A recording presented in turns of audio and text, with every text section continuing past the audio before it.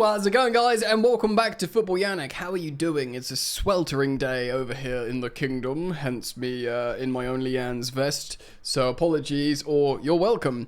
Yes, I want to speak about the fixtures have been released, a little bit on Manchester United. Opta have Man United. I saw a post at least, so forgive me if this isn't correct, but Opta have Manchester United start as the hardest in the Premier League. And it is hard. Some teams look at this and think, oh, didn't Liverpool have this? Or there's been recent Prem winners that have a really hard start, capitalise over it, get over the line, and then they are finding rhythm and they can sort of have a tear. There's different perspectives, but most of the time, a hard start is bad. And definitely for Ruben Amorim's Manchester United, who are yet to find themselves, and they are yet to get going. Yeah, I'm going to speak about the state of Manchester United a little bit. I realised I did a video on them yesterday. I will mix it up a little bit, but this is a story, and I react to the stories as and when they come out. So thank you for joining me, guys. Road to 20,000 as always. Thank you for being part of the journey. Do consider subscribing, hitting the bell if you subscribe, and liking the video, etc., etc. Very much appreciate your continued support here on Football Yannick. Right. So, let's talk about the first 5, I mean, you could even say 6 games, really. I mean, they got Sunderland in there, but, I mean, this is sort of testament to how hard the Premier League is at the moment. The first game for Ruben Amorim next season with his, unsettled, underdeveloped Manchester United yet to truly find form, and he'll have a few, well, at least Cunha, a couple more signings probably to boot. We might finish the video as well talking about their state of affairs of needing to sell players. But they've got Arsenal. They've got Mickey Arteta's Arsenal, who are a great team, who, of course, are settled players a wee back, raring to go. Your Bukayo Saka's, your Kai Havertz's, one would imagine. And who knows, maybe even a Benjamin Seschko or a new striker. Although, again, they're more stories, transfer stories that I'm following here on the channel. No, they don't seem close to get. Obviously, these two teams are fighting over Victor Gyökeres, but we're not seeing any developments there as of yet. On Wednesday, the 18th of June, 1:51 p.m. UK time. So Arsenal at home, obviously very hard, and then they've got Fulham away, and yeah, it's tough, bro. It would be what's his name, Marco Silva. He would have had a game already to get his boys going, and they'll look at an undercooked Man United, and they'll be like, "We'll fancy this." Their third fixture is at Old Trafford, and that's against Burnley. Now you fancy them to win that. Burnley, of course, have an amazing defense in the Championship, but they didn't score that many goals. Having a good defense in the Championship is a whole different stratosphere than having to defend in the Premier League. As we know, it's a whole different kettle of fish, different gravy granules, yada yada yada. Of course, if they ever lose both those first 2 games, United, which they absolutely could, and then they're a bit like against Burnley, imagine if Burnley gets some form of result. And if they're struggling and Amorim's thinking after those first 3 games, yeah, that's tough. That's tough. But now we can kick on. What's next? What's next, mate? What's on the list? Man City away. The Manchester Derby at the Etihad. Yum, yum, yum, yum, yum, yum. Just what you need. And then they get to play Chelsea. And I mean, even the 6th game is Brentford away. I mean, of course, probably easier now that Thomas Frank's gone and Burma will be gone, possibly to Man United. So actually, that's probably a lot easier than it would have been this season just gone. But and then Sunderland as well, and then they were away to Liverpool, and they got Brighton. So there is a genuinely, you could include the first 9, but certainly the first 5 games.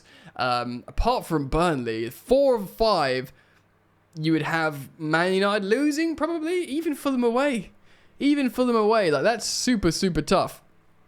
But obviously, let's be fair, we are talking about the Manchester United we've just seen in the season just passed, and indeed their post-season weird friendlies. But what if Amorim, he's got Cunha, great player, he's got maybe a striker by then. What if on the opening day in the summer sun in Manchester at Old Trafford, they beat Arsenal? it would be very funny. And, you know, Arsenal might be undercooked. I don't know, but I don't know. It's an opportunity, isn't it? When you get a really hard fixture when you're the underdog on the opening day, and you're not like, you know, you're not a Burnley against Liverpool or something like that. When you're a Man United against an Arsenal, they'll be thinking, yeah, well, they should be thinking, great opportunity. And of course, Omar Barada really very much doubling down, nailing his colours to the mast, trying to win the Premier League in the next 3 seasons. Mental. Yeah, I did a video on it yesterday. Go check it out.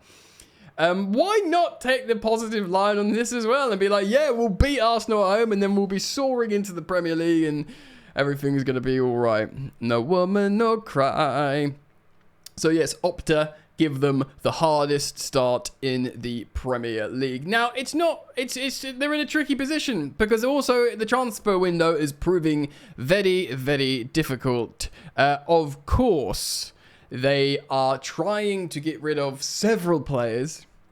And I mean, even Andre Onana, they were like looking like they're trying to get rid of him, and now he's staying.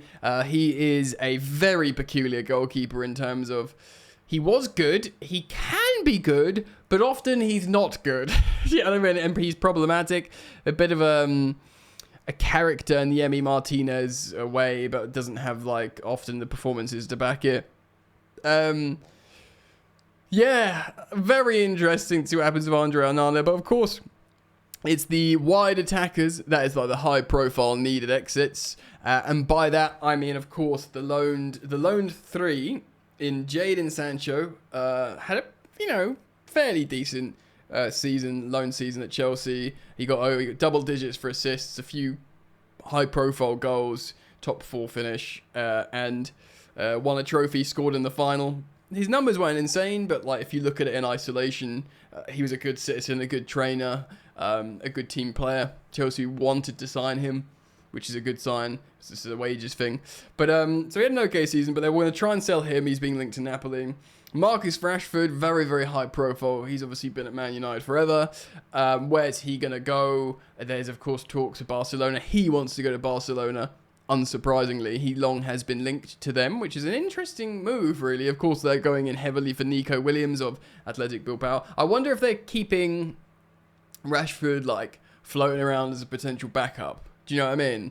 For Nico Williams, who they want as the Spanish international, mates of Lamine Yamal. They both start for Spain. You know, bring the Spain starters to Barca. The optics are great, right? So Rashford's an interesting one. It would be like £40 million, apparently. That's the barometer. I think Sancho they'll do for 25 million pounds because of his massive wages. Anthony, of course, very interesting one. Had a really good 6 months at Betis. Got shut down in the final by Chelsea, though.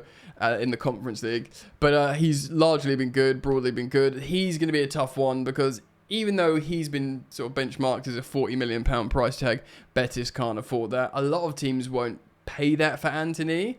They did want to sign him, but I think maybe another loan hasn't been ruled out. But I haven't actually looked at developments with that yet. It'd be very interesting. And of course, there's players that could go, or like pure profit assets like Kobbie Mainoo. I think they're open to keeping Kobbie Mainoo, but there were stories before suggesting that he wanted to leave. He had big wage demands. I think he maybe big wage demands to stay with that particular project, but linked to temporarily Chelsea, but indeed other clubs as well. I think he's less likely to leave, and more likely is Alejandro Garnacho. Now Garnacho's been linked with moves away since last January, and probably before that. A good player, Garnacho, of course, again, linked to my club, Chelsea. I don't know if he represents pure profit because they bought him from Atletico. So I don't want to quite understand how that works. He's not, I think he might have been brought into the academy at United for money, but I don't think he's this obvious academy graduate, pure profit asset. So we'll have to wait and see with that. But surely, regardless, huge profit because they spent a nominal fee on him and they're asking for £70 million, which I don't think they'll get. But there are, moves out there for Garnacho. He is a player of high potential. He's, got an amazing goal in him, of course. He's one of those players that is criticised a lot, but he's always available and he's always doing things and he's always involved, which is actually a massive plus. and if, you know, as a lot of the work done there, and it's just decision making, and, you know, but I don't like his attitude a lot of the time, and, you know, Ten Hag had problems with him, with his attitude, and then sort of brought him into the fold. I think Ruben Amorim as well, obviously there's pictures of him giving the finger to fans and stuff, you know, and the story that Ruben Amorim apparently told him he was surplus to requirements in front of the whole squad, like, go find another club, mate. Which doesn't sound very helpful, but if indeed that story is true. So, tough times for Man United. Lots of work to do, and very, very, very tough opening 5 fixtures in the Premier League. I mean, by the time we're into, like, you know, a month or 2 in, Amorim could have been like, what am I doing here, sort of thing. Anyway, let me know your thoughts. I put it out to you guys as always. I upload every single day on this channel, sometimes and often multiple times, depending on what stories are popping and how inspired I am. So thank you for joining me. Thank you for supporting the content, liking and subscribing. I hope to see you back here. Everyone's welcome. Peace.